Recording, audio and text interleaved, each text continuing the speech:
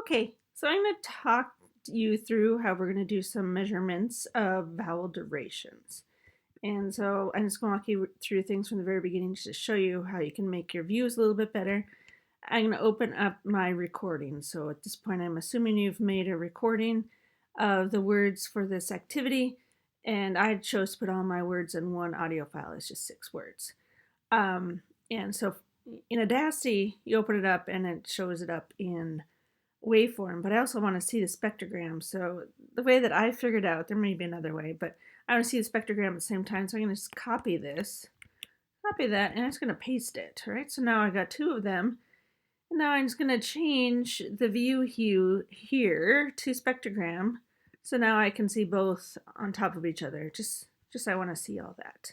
Okay, and so the goal of this activity is to measure just the vowel durations of each of your words.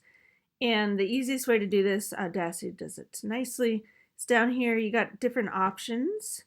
You can measure the start and the end of a selection, the start and the length of the selection, the length and end of the selection, and the length and center selection. Essentially I want the length of the selection because I'm going to select just the vowel. So I got 1 of 2 options. I just pick the start. And now I'm going to select my first word. Again, I recorded it with enough of a space in between, about ½ a second, so it's easy for me to see where each vowel or each word begins. And I'm just going to zoom in here just for fun. And I'm going to make this a little bit bigger. If you notice in my preferences, I have my spectrogram is only going up to 5,000 hertz. I could even possibly go lower than that because most of the frequencies we're interested in are probably 4,000 and less if you wanted to see that, but that's good enough. And so again, we just want to see the beginning and the end of our word. And let's just see what the word is. Bead. Bead, there it is. So obviously we have the B here, and then we're transitioning into the E. And so the question is, where does the vowel begin? And I just go along and just start highlighting. Vowels are a fairly continuous, they're a fairly periodic wave, as we've talked about. So you're looking for the wave in the waveform that is pretty consistent. That's most of this.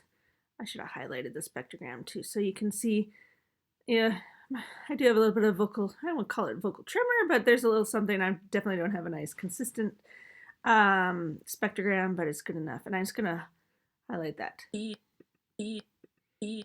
That's definitely just the E. I want to see if I missed any of it. Because you can see as it starts to narrow down, this is narrowing down into the D. So and you can see here how the spectrogram essentially stops. So that really is the end of the vowel. Question is, where does the vowel begin? So we'll go a little further in here just to see if Bead, bead, bead. You can hear that little clip at the beginning. That's sort of the B part of it. And we know for a fact, well, not, for essentially only vowels have spectrograms, but there are some things in the only vowels have formants, but there are some things in the spectrograms that identify the different consonants. And so right about here, I would say, is about where my vowel is actually beginning. And it's going to vary by your production. So you want to be as nice and clear in your enunciation as possible to make it easier for you to do that. But I'm just going to highlight that. And down here it says 0.249. So again, this is measuring in seconds.